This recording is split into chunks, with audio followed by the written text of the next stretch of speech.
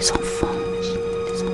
Je suis silence, crépitement, bruit du présent, bruit du passé. Je suis la chaleur qui rassemble les hommes, la lumière qui éveille les sens. Je suis un témoin passant de main en main, d'âge en âge, d'homme en homme. Je suis parole qui se murmure dans l'intime, la braise qui blesse et cicatrise, la flamme que le souffle ravive. Je suis le fils unique des souvenirs communs. Je suis la mémoire retrouvée.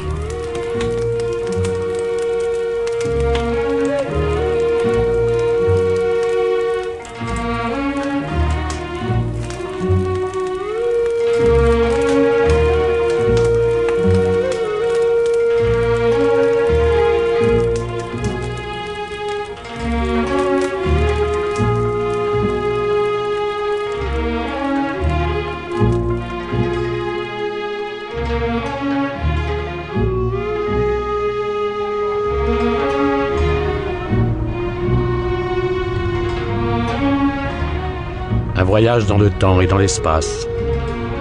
Un voyage en Europe, par-delà les frontières, sur les traces de mon peuple, de son histoire, de ses souffrances d'hier et d'aujourd'hui, je cherche. 60 ans d'histoire.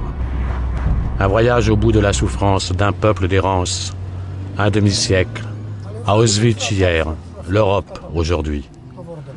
Au commencement de ce voyage était un génocide oublié, et ces routes de Pologne longeant les voies ferrées vers ce lieu d'effroi où les Roms se nommaient Tziganer. Au commencement était le néant, le silence, puis l'oubli. Quelques-uns ont survécu, retour sur les lieux de l'horreur. Pour la première fois, ils se souviennent. Ma mère était là, mes sœurs étaient là.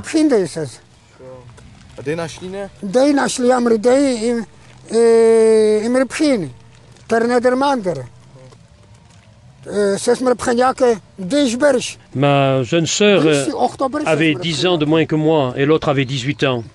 Elle s'appelait Tonia. Va vers le Gadio là-bas et demande-lui où se trouve le baraquement des Tziganes.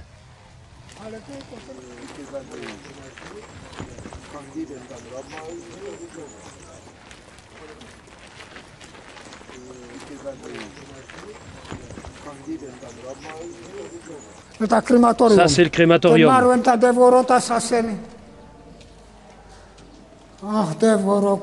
Oh, mon Seigneur, je n'y vois rien.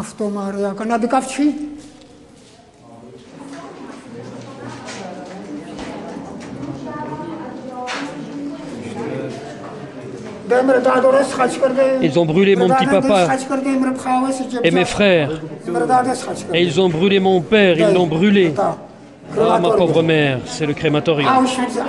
Auschwitz, ton crématorium, qui brûlait jour comme de nuit.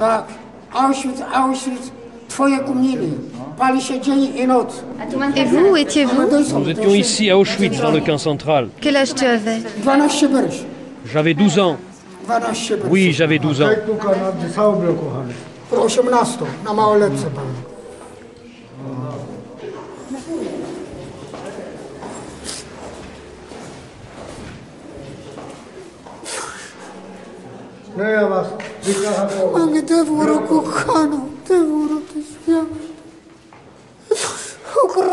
Oh, mais qu'est-ce qu'ils ont fait avec nos familles, mon Dieu?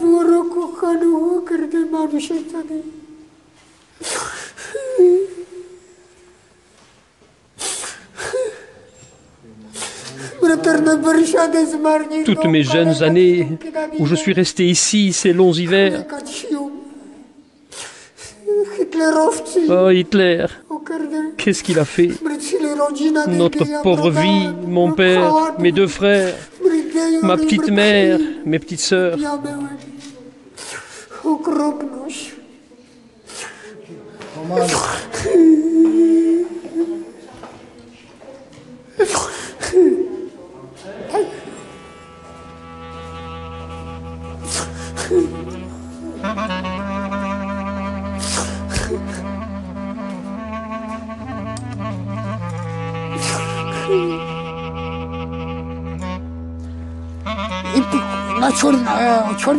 Un jour, des prisonniers m'ont jeté du pain par la fenêtre de la réserve. Quand il est tombé par terre, je l'ai ramassé et je l'ai caché sous mes vêtements. J'ai couru jusqu'au bloc, mais les gardiens m'ont poursuivi à l'intérieur et j'ai sauté par la fenêtre. Le SS m'attendait dehors et il m'a attrapé et il m'a tiré. Il s'est mis devant moi et il m'a dit « Danse, danse !» Il avait un pistolet à la main. Il m'a tiré dans le pied. Tiens, regarde, je vais te montrer où c'est. Juste ici, tu vois. C'est là qu'il m'a atteint.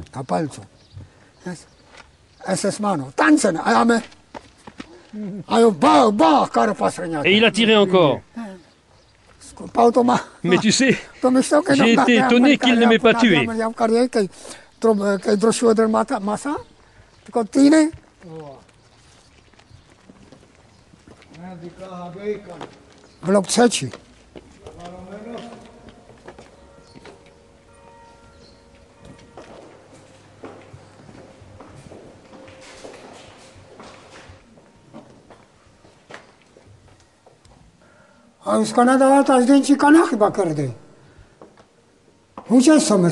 Moi, tu vois, j'étais là-haut, tout là-haut.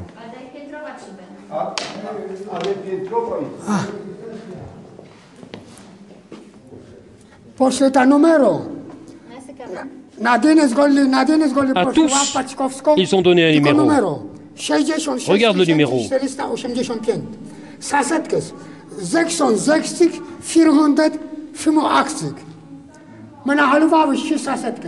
Moi, j'ai pas compris pourquoi. Je ne comprends toujours pas pourquoi. Ça, tu vois, c'est un numéro de la série de ma mère. La même époque, 66 974.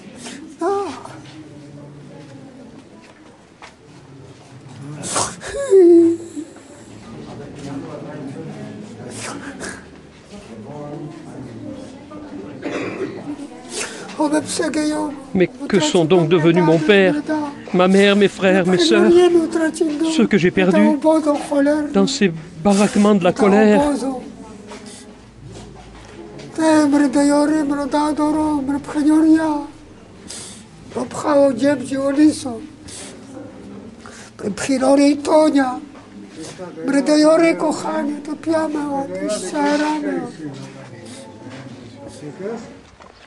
Il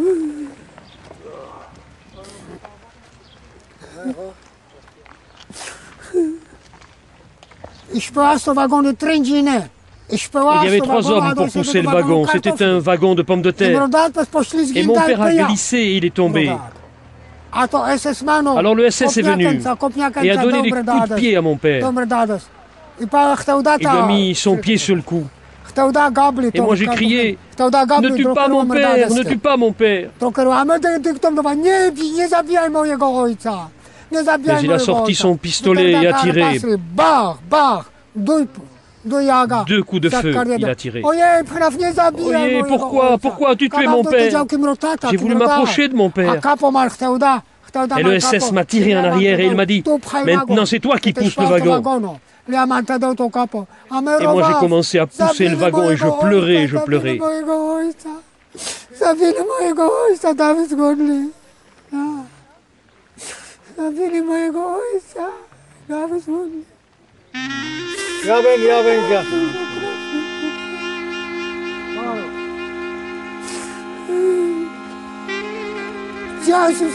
Allons-nous-en maintenant.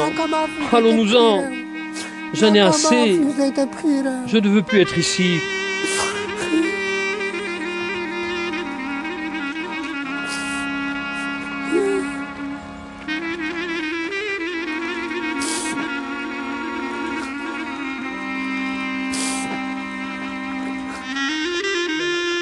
300 000, 600 000 victimes. L'eugénisme aspiré du Troisième Reich avait inscrit en tête de liste une race à exterminer. Ciganeurs. Maintenant, je me souviens.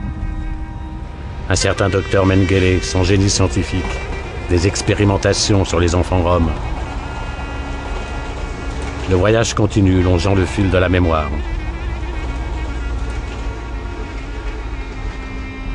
1941, en France, on enferme les Roms. Les carnets anthropométriques les ont recensés.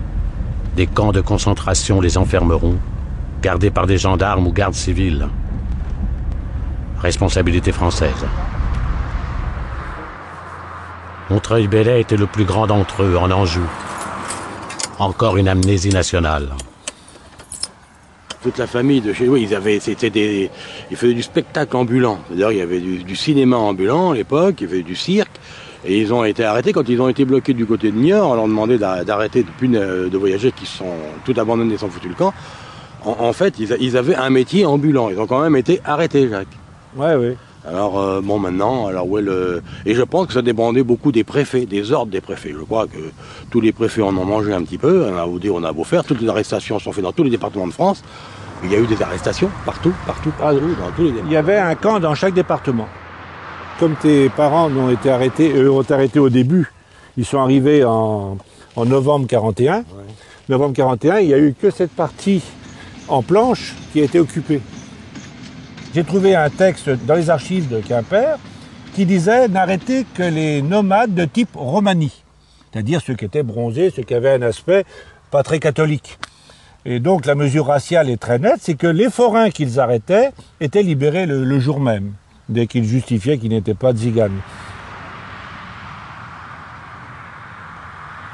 Et ce qui est terrible, c'est sa situation de 60 mètres de large sur 1 km de long entre une route nationale et une voie ferrée, c'est-à-dire que tout le monde circulait, sauf les nomades. Les nomades, ils étaient derrière des barbelés, et ils voyaient tout le monde circuler, sauf eux. Alors c'était le monde à l'envers. Systématiquement, les gens me disaient à Montreuil, c'était la promenade du dimanche.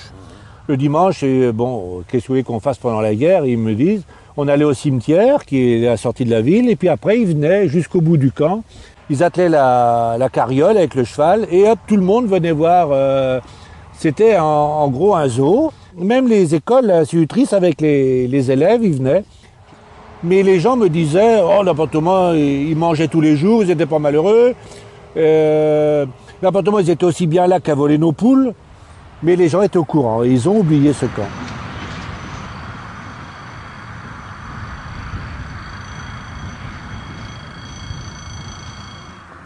Ils mettaient là tous ceux qui n'étaient pas très gentils. Par exemple, les femmes qui faisaient des chaussons dans les couvertures, hop, elles allaient là.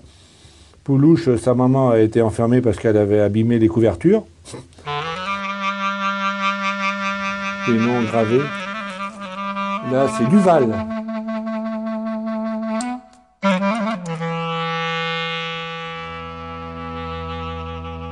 Moi, j'étais là, moi. On avait des lits comme les soldats, superposés. J'avais 14 ans à cette époque-là. Et j'avais 3 ans que j'étais au camp de Poitiers déjà, route de Limoges. Ça faisait 3 ans. Et puis je vous assure qu'on a eu froid dans ces baraquements-là.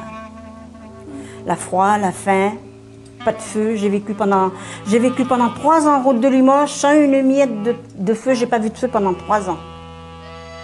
On a souffert le martyre là-dedans. On a été malheureux comme des pierres, on n'avait pas d'habits, on n'avait rien. On coupait les couvertures pour se faire des savates, vous savez. On marchait dans l'eau avec, c'était horrible, quoi. Dans le baraquement, là, on était au moins 90 personnes. Les uns sur les autres. Pas de douche, pas rien, vous ne pouviez pas vous laver, rien. Il n'y avait rien. Rien. Moi, j'ai perdu 2 petits frères, un d'11 mois, parce qu'il n'y avait pas de lait. Il est mort de manque de tout, quoi. Et j'ai perdu un autre petit frère de 3 mois. Mon père, il ne l'a pas connu. Il est né 1 mois après qu'il est parti. Ils ne savent même pas pourquoi. Mais on ne le sait même pas nous-mêmes. Pourquoi ils nous ont mis dans les camps, on ne le sait pas. Le camp a été fermé le 16 janvier 1945. Donc on a envoyé les internés tziganes de Montreuil à Jargeau et Angoulême. Mais on aurait quand même pu les libérer. Hein. Et la guerre était finie, il n'y avait pas de raison. On les a laissés dans le camp. C'est pour ça qu'on ne peut pas dire, personne ne peut dire que c'était des camps allemands et même des camps de Vichy.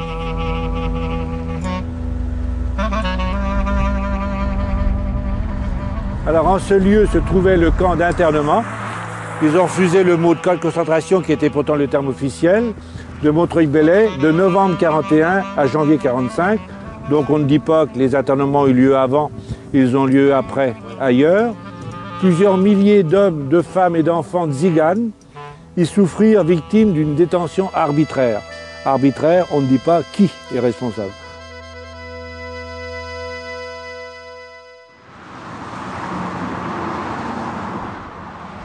Seine-Saint-Denis, 60 ans plus tard. Une nouvelle Europe se construit sur les cendres du XXe siècle. Une Europe économique dont l'opulence attire les démunis du monde. À l'est, la population rome peine à trouver sa place et reprend son errance. L'Eldorado est ici, au pied des périphériques. La misère y sera toujours moins dure. Toute ma famille est ici.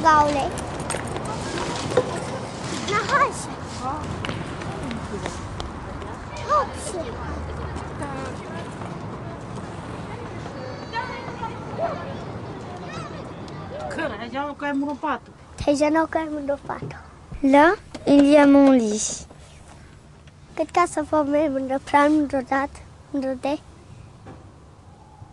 Ici dormaient ma maman, papa, les frères dormaient ici. Je vais remettre tout ça. S'il manque quelque chose, me donneront plus mes papiers. C'est fait, c'est fait. Il faut alors. Nous sommes de Timișoara. Nous sommes ici depuis 3 ans.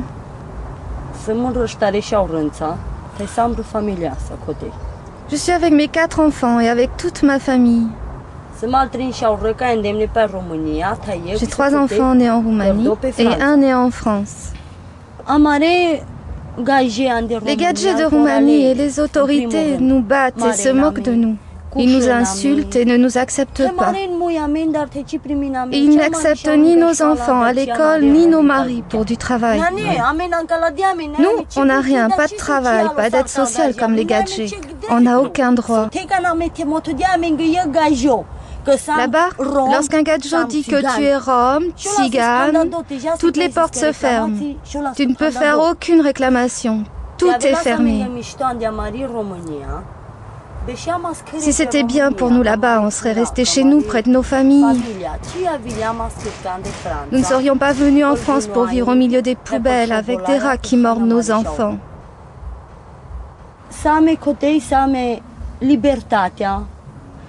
Ici, il y a la liberté, la démocratie et nos enfants vont à l'école. Le travail, c'est le principal. Ils nous donnent des papiers quand on a du travail. C'est ce qu'il y a de mieux pour nous.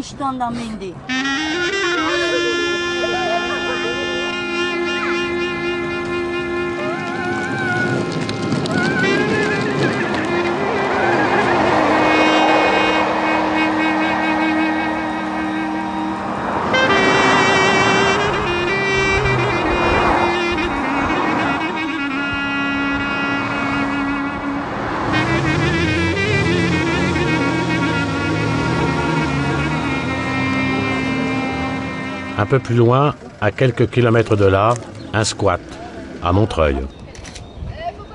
Opération policière, démonstration de force, fermeté affichée. Depuis 1 an en France comme ailleurs, la tendance est au durcissement. Migration clandestine souvent, une population de l'Est qui tente d'échapper à l'exclusion sociale. Interpellation, destruction, expulsion. L'Europe nantie s'inquiète, se protège et se barricade.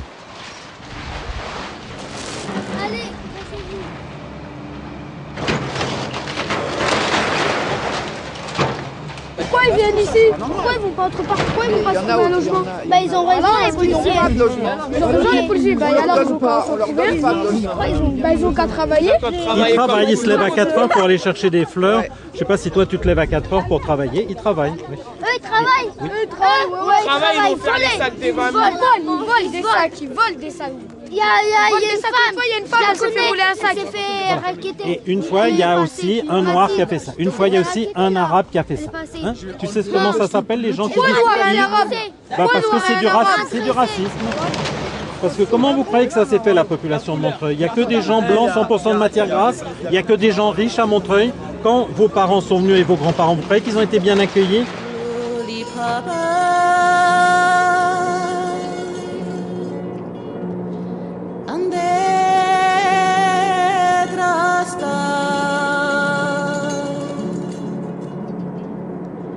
Remonter le chemin de ces Roms exilés vers le pays d'origine qu'ils ont tenté de fuir.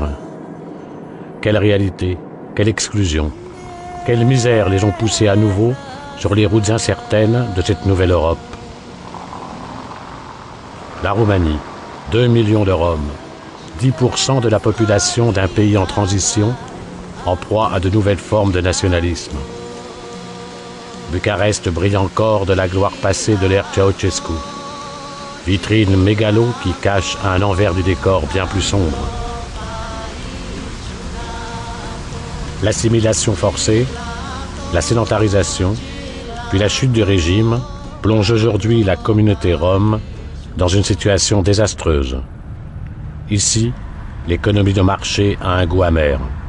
Moi, je suis le président de la communauté ethnique des Roms de Roumanie. Il m'appelle pour que je règle les problèmes de justice selon la loi des Roms. C'est ce que l'on appelle la crise Romanie.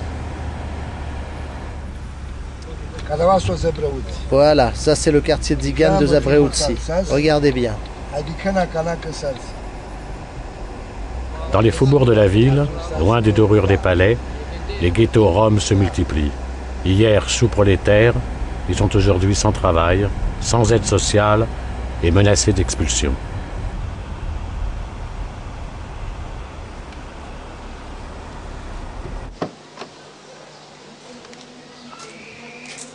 Ei, cine îl cheamă puțin pe Florin, vă rog frumos? Aha, cheamă-l puțin, tată.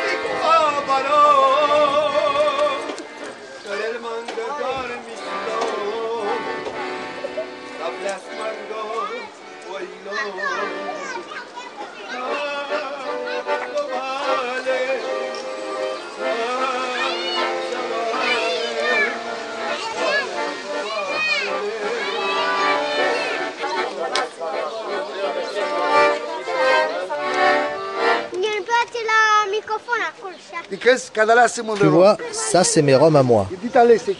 Regarde ce garçon. Il est grand, il est costaud. Regarde-le. On ne lui donne pas de travail.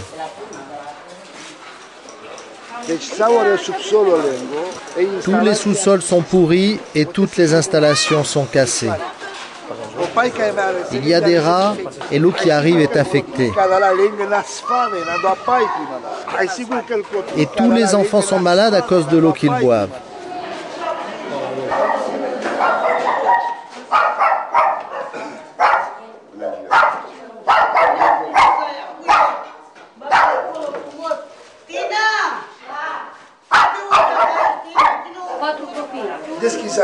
Cette femme a 4 enfants handicapés. La mairie refuse de placer ses enfants. Ils ont un problème moteur et mental. Ah, c'est un handicap terrible. Cette femme touche une pension de 40 € par mois pour 6 personnes.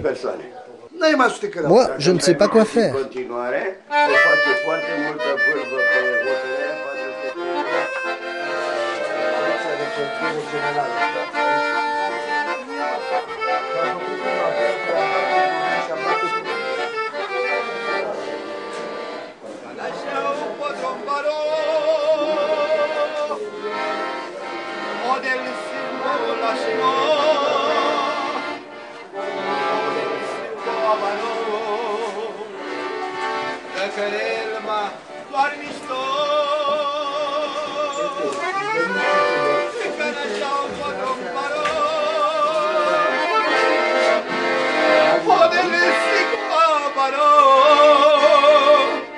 Cărel mangă doare mișto, să plească oilor. Cam alte că dau la franțuzoică. Ah, miștoavela. Que Dieu bénisse ma petite famille. J'ai 5 enfants. Tu vois, nous on vit ici, mais on ne se plaint pas. On ne se plaint à personne. Mais on dit, Seigneur, si c'est ainsi que tu l'as voulu, c'est comme ça qu'on vit avec notre petite famille. Mais quand on sera là-haut au ciel, on sera riche. La vie ici-bas sur terre est difficile, mais heureusement elle est courte. Au ciel, ce sera pour l'éternité. Le Seigneur est dans mon cœur et je le bénis. Les enfants vont à l'école et ils mangent à la cantine. C'est comme ça qu'ils arrivent à manger, car je n'ai rien pour les nourrir. Ici, nous vivons à 6. Moi, ma femme et 4 enfants. J'ai encore une fille, mais elle est mariée.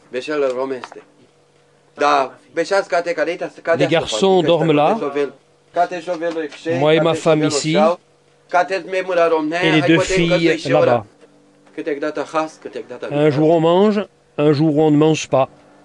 C'est comme ça. On accepte.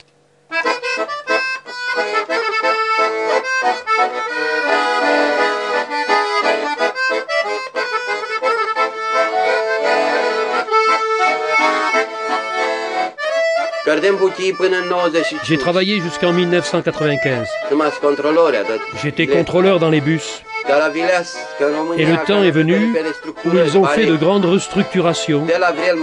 Et beaucoup ont perdu leur travail et ont été jetés dehors. Et spécialement ceux qui étaient roms. Ça a été dur pour eux.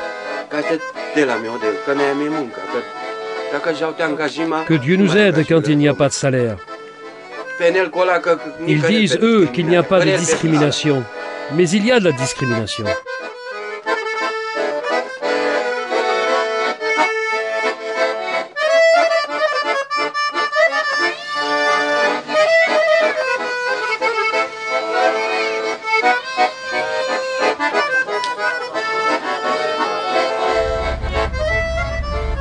À quelques kilomètres de là, autre décor surprenant. Nouveau contraste de la réalité des Roms de Roumanie. Ici vit une communauté caldérache, ces Roms qui pendant des siècles travaillaient le cuivre. Ils ont bâti leur fortune sur le recyclage du fer des usines abandonnées de l'époque socialiste, vivant en vase clos, en marge de la société roumaine, dans un décor d'opérette qui semble dire « Nous aussi, nous pouvons être riches, regardez ». Insolence de nouveaux riches qui construisent un mur de luxe pour se protéger du monde des gadgets. La menace, toujours. Car les plus anciens n'ont pas oublié la Transnistrie et les déportations massives de Roms durant la Seconde Guerre mondiale. Histoire non reconnue malgré les témoignages. Responsabilité roumaine. À l'époque, tu vois, on vivait sous des tentes.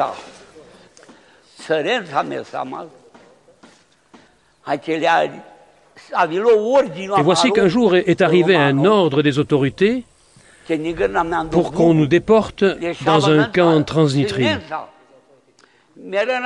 Les enfants étaient épuisés et ils mouraient de faim sur la route. Nous sommes partis au mois de juillet et nous marchions sur les routes, sous le soleil, et nous étions tous affamés.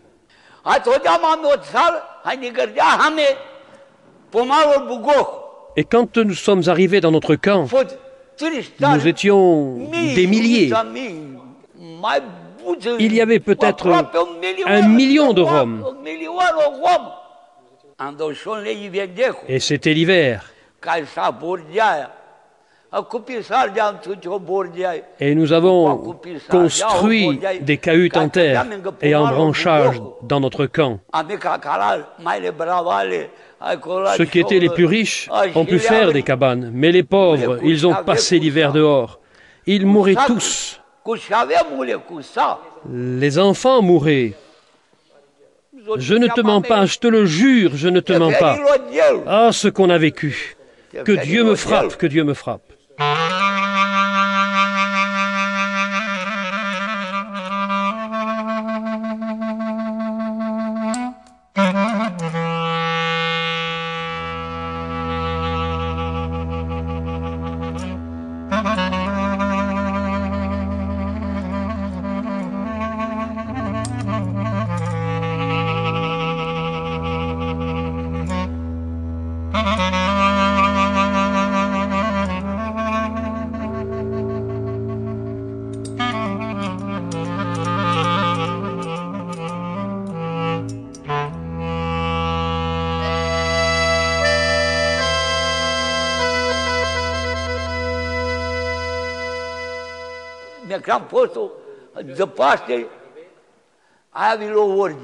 C'était le jour du jeûne avant la Pâque. Un ordre était arrivé. C'était la débâcle. Les Allemands s'enfuyaient. Oh mon Dieu, oh mon Dieu.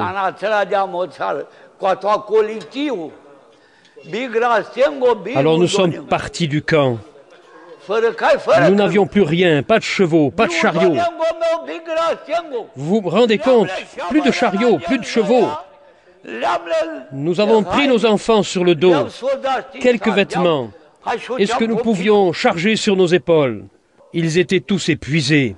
Je ne te mens pas, tu sais, je ne te mens pas. Certaines de nos femmes avaient pu garder quelques bijoux et quelques pièces d'or cachés dans leurs tresses et dans la doublure de leurs vêtements. Elles avaient de l'or. Et c'est grâce à ça qu'on s'en est sorti. Quand on est revenu en Roumanie, on a recommencé à faire des affaires et à gagner des pièces d'or avec notre métier de chaudronnier. Ensuite, l'ordre est arrivé que l'on ne pouvait plus voyager. Et on a construit des petites maisons. Et ensuite, nos enfants ont construit de grandes bâtisses. Tu vois un peu ce qu'ils ont fait, les enfants? C'est leur fierté. Quand on voyageait avec les tantes, c'est nous qui demandions au gadget.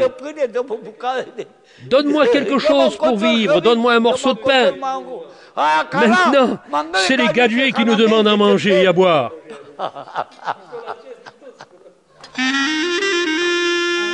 Étranges caldeiraches cachés derrière leur rutilante façade, protégeant loin des regards leur mode de vie traditionnel. La tente est toujours là, derrière la maison, préférée au marbre surfait des intérieurs éclatants.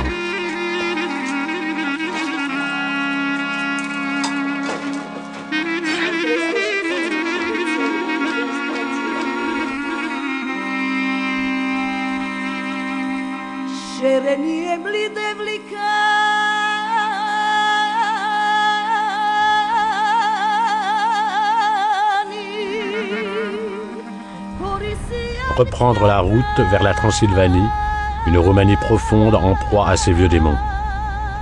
Les Roms sont redevenus l'ennemi intérieur, le bouc émissaire du marasme économique, l'intrus identitaire. Depuis la Révolution, les pogroms se multiplient dans les villages roumains. À Adareni, en septembre 1993, un scénario désormais banal s'est déroulé. En l'espace d'une nuit, ce village tranquille a réveillé sa folie meurtrière. Une rixe qui tourne mal entre un tzigane et un gadjo, et le village s'embrase.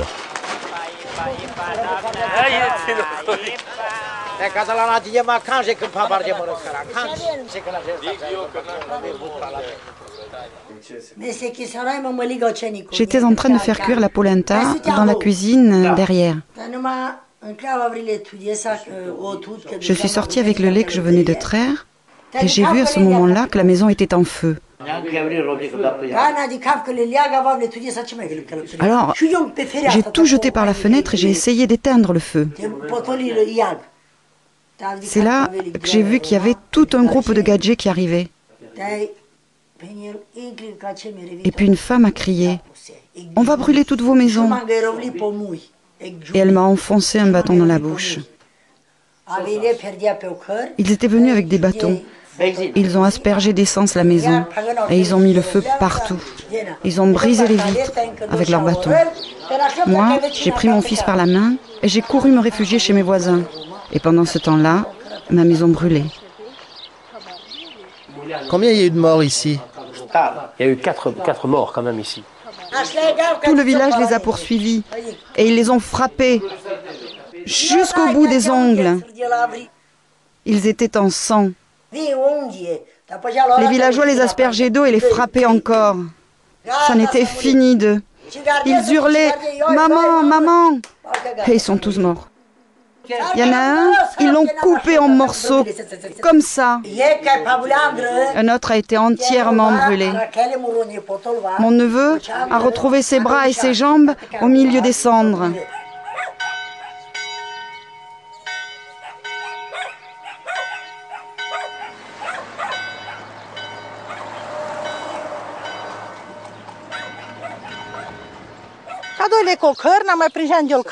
C'est ici qu'ils ont brûlé ma maison. On ne reconnaît plus rien sauf les fondations en béton. Là-bas, il y avait aussi un hangar, mais il a brûlé. Tout a brûlé, regarde. Il y avait un puits ici. Tout ce qui restait, ils l'ont volé ou cassé. Tout ça, c'est arrivé après la Révolution. On a été obligés de s'enfuir dans les bois. On y est resté du mois de septembre jusqu'au mois de janvier. Et même là, on ne trouvait pas la paix. Ils nous poursuivaient dans la forêt. Allons-nous-en, allons-nous-en. Les voisins sont capables de casser la voiture s'ils vous voient. Ce sont des diables.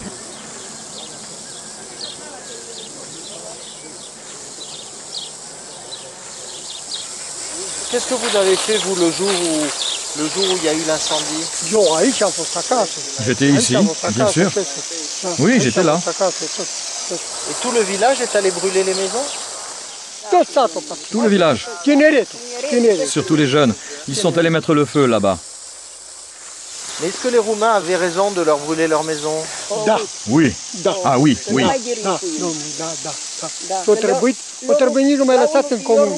Il ne fallait plus les laisser vivre ici. Il fallait les chasser du village. Pendant la nuit, ils viennent tout voler. Les pommes de terre, les fruits. Ça arrive souvent, ça? Chaque nuit, ils viennent nous voler. Nous, les Roumains. Emmenez-les en France. Est-ce que tous les tziganes du village sont mauvais? Tous. Ils sont très mauvais. Ils n'ont pas seulement des problèmes avec les Roumains, ils s'entretuent même entre eux. Et comment ça se fait qu'ils sont comme ça? Ils n'ont jamais aimé travailler. Ils ne sont pas bons.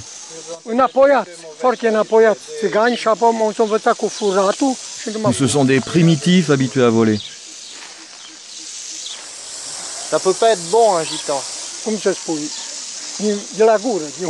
Quand il parle, il a l'air bon. Mais quand il agit, non. C'est dans le cœur qu'ils sont mauvais.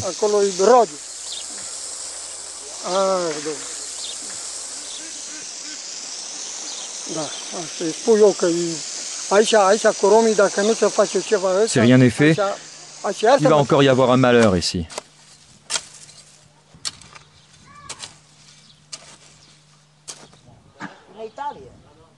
Est-ce que vous avez peur maintenant? Bien sûr qu'on a peur. Maintenant qu'ils sont obligés de payer nos maisons, ils sont encore capables de venir les brûler. Du temps de Ceausescu, c'était 20 fois mieux. S'ils avaient brûlé nos maisons à l'époque, on les aurait fusillés. Est-ce que tu as entendu qu'une chose pareille soit arrivée du temps de Ceausescu? Depuis 1989 que Ceausescu est mort, on n'a plus aucun droit. Mais Adareni n'est pas une histoire isolée. Montrée du doigt par la communauté européenne, la Roumanie a tardé à réagir, mais des procès ont fini par avoir lieu. À Adareni, les meneurs ont été condamnés et les villageois forcés de rembourser les dégâts. Une autre raison de nourrir les rancœurs. Depuis la fin des années 90, le climat s'est un peu apaisé. Les actes de violence se font moins fréquents. Pourtant, les discriminations subsistent à tous les niveaux. Violences policières, ségrégation dans les écoles, discrimination à l'embauche, à l'accès aux soins. À Tirgumores, les Roms sédentarisés de force, puis chassés des logements sociaux qu'ils ne pouvaient plus payer, ont investi la vallée froide. Un quartier bidonville, lieu de misère, de maladie, lieu sans espoir, de familles échouées à la grande dérive post-socialiste.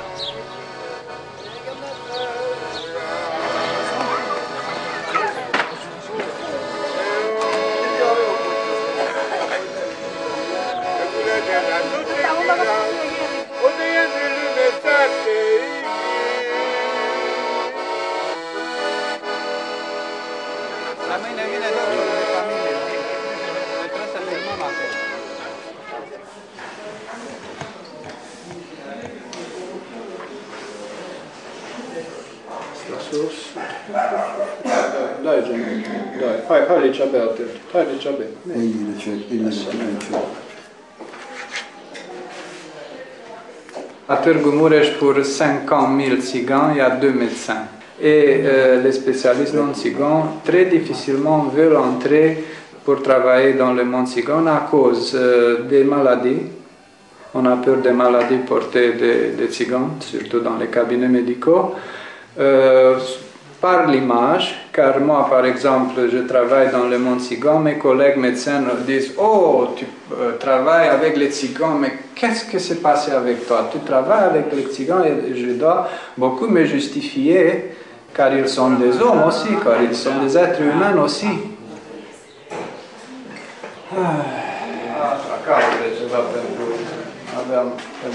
Les Tzigans sont les plus malheureux, les plus pauvres et les plus malades personnes de la Transylvanie. Surtout, il y a beaucoup de malades tuberculeuses, sida, maladies de peau, des vers intestinaux concernant les bébés, la gale très répandue, les poux, c'est-à-dire des affections dermatologiques et parasitaires.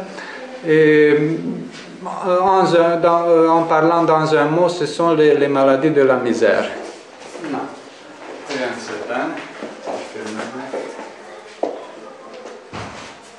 La malnutrition est le premier problème des enfants. Il y a beaucoup de bébés qui ne mangent pas pendant de longues journées, ils restent sans manger. Pour ça, ils doivent se débrouiller.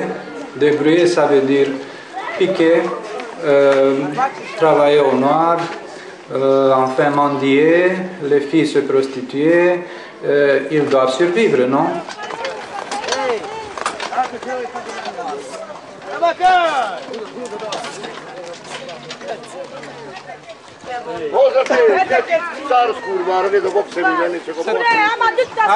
Jövünk most, hogy filmezzünk magát. Jöjjenek csak ki.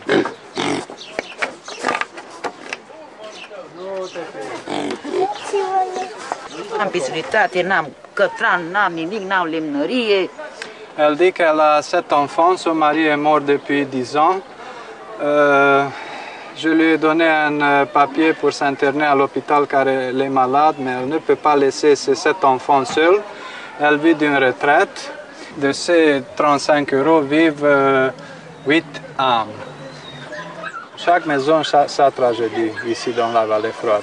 On se répète 300 fois la même chose, c'est-à-dire des familles nombreuses, des maisons misérables, des gens sans boulot, sans retraite, sans argent, qui veulent être aidés, qui veulent travailler mais ne trouvent pas un boulot. Elle n'a rien, tout est cher. Elle n'a pas de bois pour faire le feu. Elle n'a pas de gaz, pas de l'eau courante, pas de la canalisation. Enfin, une vie, vous voyez, misérable.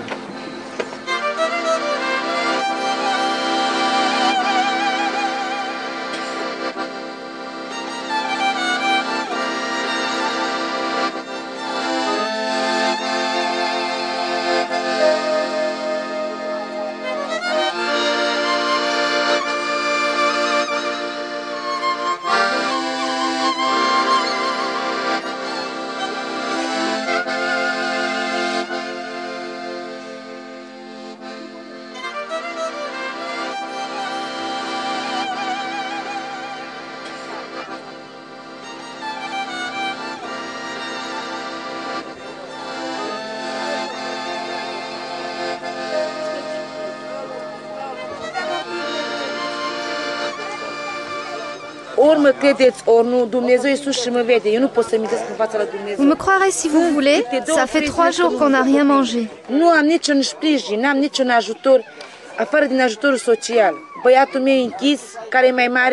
J'ai un fils en prison et je n'ai aucune aide sociale. Mon mari ne gagne pas d'argent, il est paralysé. J'ai 2 enfants handicapés.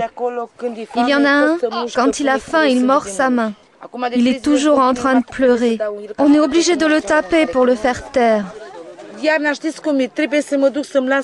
L'hiver, je fouille les poubelles pour trouver de quoi habiller et couvrir mes enfants. L'an dernier, j'ai donné à un de mes enfants du salami que j'avais récupéré dans une poubelle.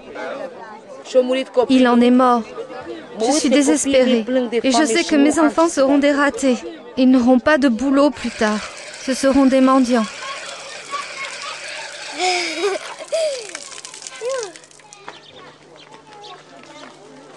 Pendant le communisme, on avait un boulot, on avait un salaire, on n'avait rien dans les magasins, on était assez pauvre point de vue alimentaire, mais on se débrouillait, on était assez tranquille car on n'avait pas la peur de lendemain. Aujourd'hui, en transition, il y a peu de riches et beaucoup de pauvres, mais les plus pauvres des pauvres sont les tziganes. Oui, il reste la paria, la couche inférieure de la société. Ils ont été ainsi toujours et ils seront encore beaucoup d'années dorénavant, selon mon opinion. Quitter la Roumanie, ses peurs et ses rejets. Quitter un pays qui, dans quelques années, rejoindra l'Union européenne et doit maintenant assumer la présence de ces Roms.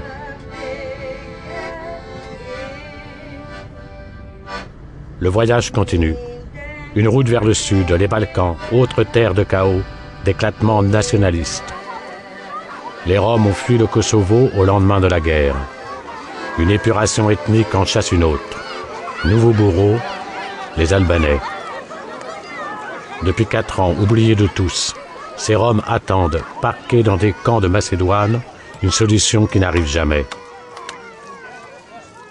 Alors ces 150 familles ont décidé que cela suffisait. En quête d'une vie meilleure, plus digne, ils ont repris l'errance et leur long voyage s'est arrêté là, au poste frontière de Metsidja, en Macédoine. De l'autre côté, la Grèce, un espoir pour ces Roms qui tentent d'alerter l'Europe sur leur situation. Avec femmes et enfants, ils campent juste devant la frontière afin de réclamer un asile dans l'Union européenne. Retour impossible au Kosovo. Pourquoi rentrer dans l'Union européenne? Parce que l'Union européenne a une responsabilité dans ce qui s'est passé au Kosovo. Et maintenant, nous sommes un produit de l'Union européenne. Et nous sommes dans l'attente maintenant qu'ils résolvent tous nos problèmes. C'est pour ça que nous sommes venus ici, aux portes de l'Europe. Et nous demandons que tous les hommes qui ont de l'humanité nous trouvent une bonne solution. C'est très important pour pouvoir construire un avenir pour mes enfants et avoir une vie normale, comme n'importe qui dans le monde. Je ne sais pas si c'est parce que nous sommes tziganes qu'ils ne trouvent pas de solution pour nous. Pourquoi ils ne font pas quelque chose de bien pour nous? Dire une bonne fois pour toutes, stop à la discrimination. Nous sommes des êtres humains, pas des animaux.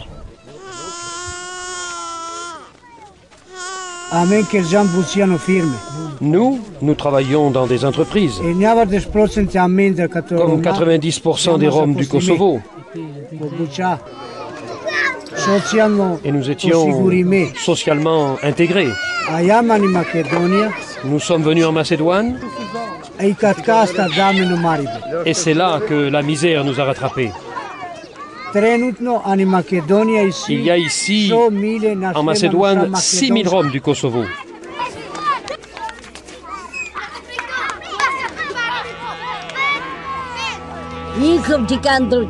Pourquoi j'ai dû quitter ma maison? Parce que j'avais volé? Je n'ai jamais volé. Parce que j'ai menti? Non, je n'ai pas menti. Je n'ai jamais rien fait de mal, moi. Je crains Dieu. Qu'est-ce que nous devions faire? Nous laisser tuer? Les laisser nous tuer? On n'avait pas le choix. On devait fuir le Kosovo. Où on pouvait aller?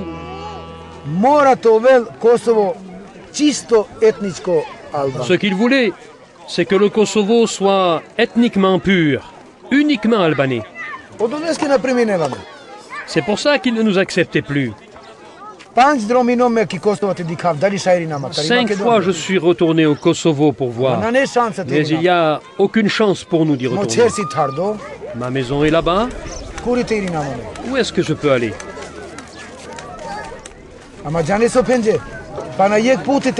Sais-tu ce qu'ils ont dit? Si tu reviens encore une fois, on te tranche la tête.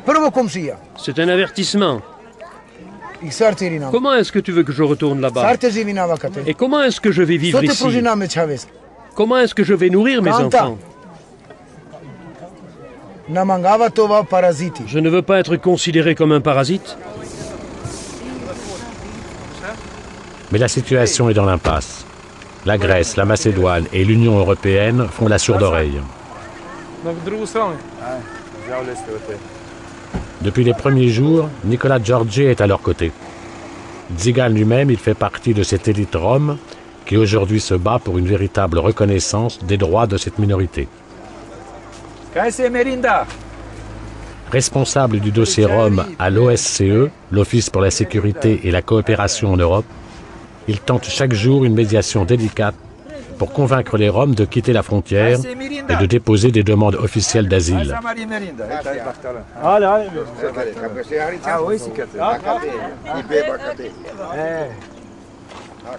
Mais les Roms sont las d'une situation qui n'évolue pas. Cloîtrés depuis 4 ans dans des camps du HCR, ils n'ont qu'un permis de résidence temporaire de réfugiés, ne leur permettant ni de travailler, ni d'avoir une vie normale. Vous n'avez rien pour le moment, vous n'avez aucune identité. Vous n'existez pas. Il faut que vous puissiez prendre une identité légale de réfugié ici, en Macédoine. Et après, à partir de ce moment-là, vous aurez vos droits et les autres pays devront vous recevoir. Pendant 4 ans, nous avons vécu enfermés dans un camp, comme dans un ghetto. Ce n'était plus possible de continuer à vivre dans un ghetto. Moi, mon père et ma mère sont morts dans le camp. Et maintenant, nous n'avons plus rien. Laisser mes enfants encore dans ce pays pour revivre ce que nous avons vécu? Non, jamais. Ce sont des personnes qui, au Kosovo, ils ont été extrêmement bien intégrés. C'est-à-dire qu'ils ne sont pas les nomades imaginés par les Européens, des sauvages dans des forêts. Ils ont une capitale politique de s'organiser. Ils sont venus ici avec cette capitale. C'est hautement symbolique. Nous sommes comme l'ancien empire de Rome, sont les barbares à la porte de la civilisation. Et maintenant, ça reste à voir si l'Union européenne peut résoudre le problème d'une autre manière que l'Empire romain. Un événement qui met dans l'embarras les autorités et qui pose fortement la question des Roms à l'échelle européenne. Comment l'Europe d'aujourd'hui, entre élargissement et restriction des flux migratoires, appréhende la présence de 10 millions de Tziganes répartis sur près de 40 pays qui constituent la plus forte minorité européenne transnationale. Depuis 10 ans, les progrès sont notoires au Conseil de l'Europe à Strasbourg, où une trentaine de représentants tziganes siègent au sein d'un forum international. On a trop longtemps, par le passé, entrepris des actions en faveur des Roms sans concertation et donc voué à l'échec. Lentement, les temps changent. Chaque État européen a fini par adopter des lois visant à faciliter l'intégration économique et sociale des Roms. Mais dans bien des cas, ces lois tardent encore à être appliquées. Il faudra toute la détermination des associations tziganes pour que les Roms cessent d'être les parias de l'Europe et prennent enfin le chemin d'une destinée moins sombre. Fin du voyage.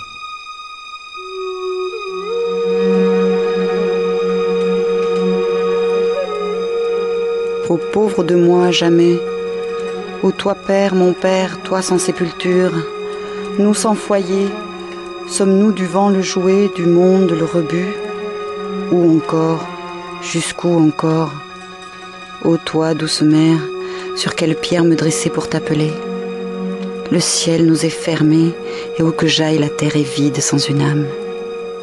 Où encore, jusqu'où encore?